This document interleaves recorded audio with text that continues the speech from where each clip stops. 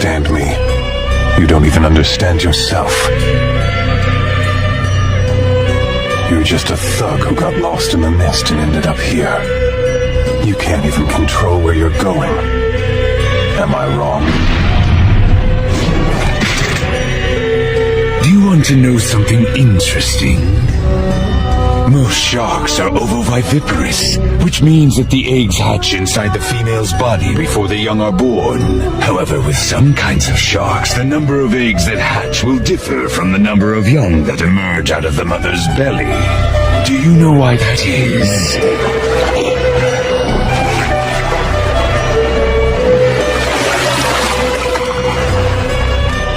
Because of cannibalism. Right from the moment they hatch, they start eating each other inside their mother's uterus. The fratricidal warfare begins as soon as they're born. To each shark, all the others are just food to be eaten. Starting today, you are an Akatsuki member and my companion, so be wary of me. Same goes for you. Well, let's be friends and have some fun, all right? And hope that we will not end up as each other's final opponents. No one who dares to raise their hand against a comrade ever dies a decent death. Remember that. Well, that means our fates are sealed. Seems you and I are depraved and worthless. Not true. We are both human, not fish. No matter who you are, you do not truly know what kind of man you've become until you reach the very end.